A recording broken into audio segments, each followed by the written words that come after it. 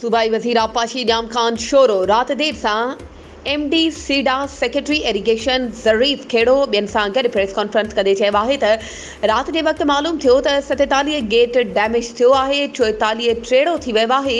1988 में 31 number gate निकिरी वियो हो, इन्हीअ जी रिपोर्ट कढी वई आहे। डिसंबर महीनो हो, इन करे आसानी सां गेट लॻायो वियो।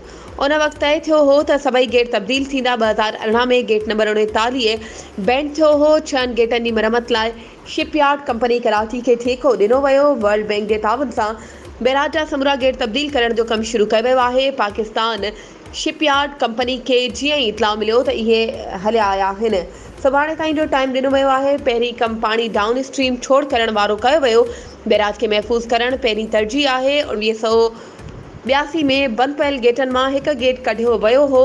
असां पुराणे गेटनि तरफ़ न वेंदासीं। चाइनीज़ कंपनी समूरा गेट तब्दील करे रही आहे। असांजी पहिरीं तरजीह किसान गेट लॻाइणु आहे। इन ई लाइ पाणी जी सतह खे घटि करणो पवंदो।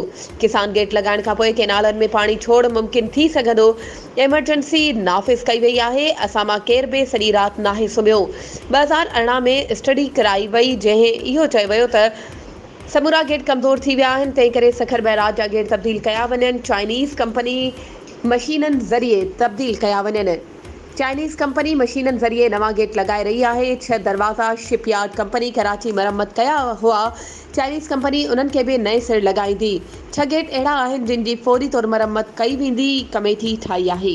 वधीक ख़बरूं ऐं अपडेट्स जे लाइ असांजे चैनल खे सब्सक्राइब कयो ऐं हा, बेल आइकन खे प्रेस करणु न विसारिजो त जीअं असांजी हर नई अचण वारी वीडियो तव्हां ताईं पहुची